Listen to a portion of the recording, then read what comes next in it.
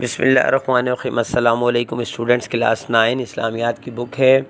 हमारा chapter number 3 जो है उसका पार्ट दाल इखलाक व आदाब में आज टॉपिक नंबर 2 है इस्लाम में ख़ानदान की अहमियत, पेज नंबर 165 पर। अच्छा जी, अब इसके जो है 2 लॉन्ग क्वेश्चन हैं और 3 शॉर्ट हैं। क्वेश्चन नंबर 1 लॉन्ग का, इस्लाम में ख़ानदान की अहमियत पर मज़मून तहरीर करें। तो आपने जो है इसको पेज नंबर 165 पर ही, जहाँ ख़ानदान का आगाज़ और माशरती ज़रूरत व अहमियत है, आप इसको नोट के तौर पे लिख सकते हैं। ख़ानदान की अहमियत जो भी, आप इसको नोट बना लीजिएगा। यहाँ से आपने लिखना है, ख़ानदान और कुंबे से ही माशरती ज़िंदगी की शुरुआत होती है। ख़ानदान की इब्तिदा मर्द व औरत, शोहर और बीवी के बाहमी निकाह से शुरू होती है। इसी बिना पर इस्लाम दोनों मर्द और औरत को मुसावी अहमियत देता है।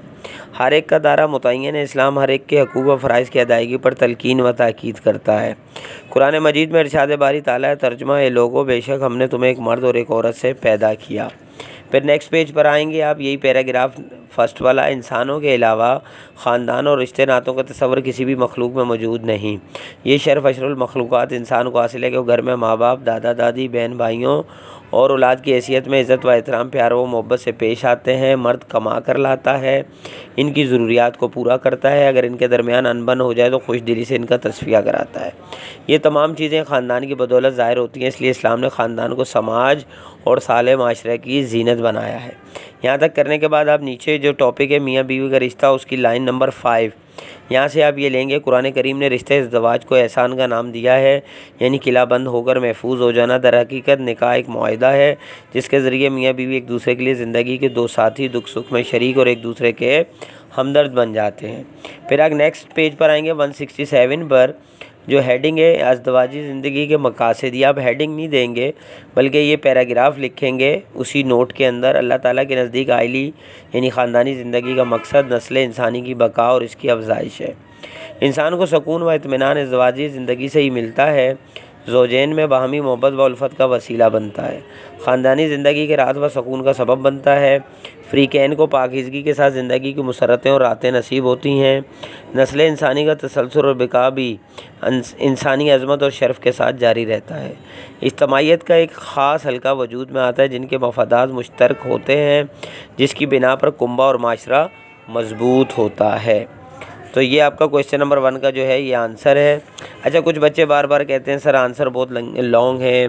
देखिए भाई, मैं लॉन्ग ख़ुद करवा रहा हूँ, ज़्यादा लॉन्ग भी नहीं है, लेकिन लॉन्ग का मकसद ये है कि आप इसको वर्ड टू वर्ड याद मत किया करें, इससे आप आइडिया लिया करें। मैंने आपसे पहले कहा था जितना आप याद करेंगे सारा नहीं लिख पाएंगे।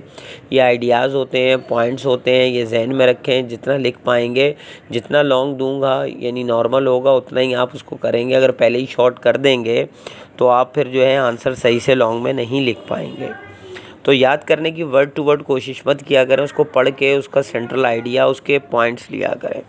सेकंड है शोहर बीवी के हकूक़ व फ़राइज़ पर नोट तहरीर करें। तो ये दिया हुआ है पेज नंबर 167 पर, मियाँ बीवी के हकूक़ व फ़राइज़। हदीस में है कि तर्जुमा, तुम सब निगरान और तुमसे तुम्हारी निगरानी में मौजूद अफराद और रियाया के बारे में बाज़पुरस होगी। इस्लामी तालीमात के मुताबिक ज़ौजैन के एक दूसरे पर कुछ हकूक़ व फ़राइज़ मुकर्रर किए गए। इरशाद बारी ताला तर्जुमा, और औरतों का हक़ मर्दों पर वैसा ही है जैसे दस्तूर के मुताबिक मर्दों का हक़ औरतों पर है।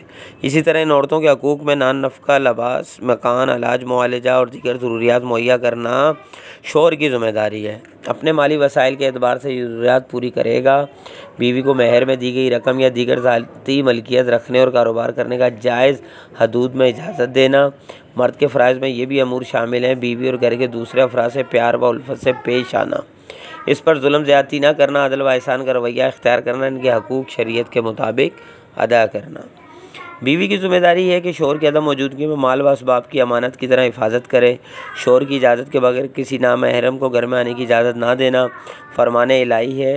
तर्जुमा, तो जो नेक बीवियां हैं वो फरमाबरदार होती हैं और इनकी पीठ पीछे अल्लाह की हिफाजत में माल व आबरू की हिफाजत करती हैं। शौहर की आमदनी और माली हैसियत से बढ़कर ख़र्चे का मुतालबा ना करें। शौहर के घर में कोई तकलीफ़ या तंगी देखें तो ख़्वाह मख़्वाह दूसरों को इसकी शिकायत ना करें, बल्कि दरगुजर और बर्दाश्त करें। शौहर या घर के राज अफशा ना करें।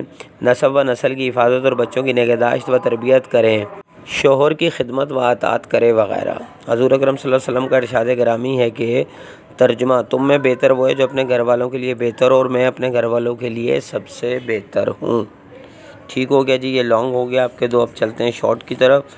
शॉर्ट 1 है ख़ानदान से क्या मुराद है, तो पेज नंबर 165। ख़ानदान फ़ारसी ज़ुबान का लफ्ज़ है जिसके लफ्ज़ी मायने घराना, कुंबा, कबीला, बाल बच्चे, हसब नसब के हैं। एक ही नस्ल के करीबी रिश्तेदारों का मजमूई आइली यानी ख़ानदानी ज़िंदगी का मफ़हूम है। फिर सेकंड है शॉर्ट में, वालिदैन के अदब व एहतराम के मुतालिक तहरीर करें, तो पेज नंबर 169 जो सेकंड पैराग्राफ की लास्ट लाइन, वालिदैन के हकूक़ औलाद के फ़राइज़ ये हैं, यानी वालिदैन के हकूक़ हैं ये, हमें वालिदैन की अदब व एहतराम के मुतालिक बताना है। औलाद के ऊपर फ़र्ज़ है व इज़्ज़त व एहतराम, अतात व फरमाबरदारी, हुस्न सलूक, वालिदैन के अक़रबा व रफ़क़ा से हुस्न सलूक, एतराफ़ शुक्र, दुआए मग़फ़रत। ठीक है, ये मैंने शॉर्ट करवा दिया बिल्कुल। उसके बाद थर्ड है औलाद के हकूक़ तहरीर करें, तो जिस तरह भाई वालिदैन के हैं इसी तरह औलाद के भी हकूक़ हैं। पेज नंबर 169 पे देखें, औलाद के हकूक़ की हेडिंग है। इसमें आप सेकंड लाइन से लिखेंगे, औलाद होना अल्लाह ताला की बहुत बड़ी नेमत है। औलाद के लिए बाप के ज़िम्मे अदब सिखाना और सही तरबियत है। साथ ही वालिदैन पर इनके लिए बाज़ दीगर ज़िम्मेदारियाँ आयद होती हैं जिनको औलाद के हकूक़ से ताबीर किया जाता है। औलाद की अच्छी परवरिश, तालीम, अच्छी तरबियत का एहतमाम करना, रहमत व शफ़क़त, अच्छी जगह इनकी शादी करना, वरासत में अदल करना। ठीक हो गया जी। अब आ जाए पेज नंबर 171, मदरजा झेल सवालात के दुरुस्त जवाब के सामने टिक का निशान लगाएं। तो पहला है तमाम रिश्तों नातों में से अहम रिश्ता है, तो आप सब अच्छी तरह जानते हैं भाई माँ बाप का रिश्ता सब रिश्तों में से अहम रिश्ता है। सेकंड है ख़ानदान की खूबसूरती है, ये नून लगाना भूल गए, ख़ानदान की नून नहीं लगा हुआ। ख़ानदान की खूबसूरती है भाई किस चीज़ में, अफराद खाना में। ठीक है, अफराद होंगे तो तभी ख़ानदान होगा। थर्ड है भाई जिन रिश्तेदारों से निकाह नहीं हो सकता वो कहलाते हैं महरम, जो महरम रिश्ते हैं भाई उनसे निकाह नहीं हो सकता, ये भी आप सबको मालूम होगा। ये जो हमारी आज चैप्टर था जो टॉपिक नंबर 2 था इस्लाम में ख़ानदान की अहमियत, ये कंप्लीट हो गया। छोटा सा टॉपिक था, आई होप के बहुत अच्छी तरह से समझ में आया होगा।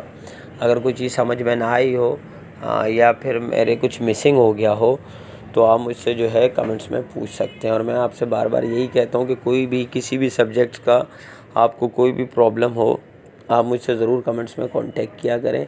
इंशाल्लाह मैं पूरी कोशिश करूँगा आपकी प्रॉब्लम को सॉल्व करने की। तो जब तक के लिए इजाज़त दीजिए, फिर नेक्स्ट वीडियो के साथ हाज़िर होंगे। अल्लाह हाफ़िज़।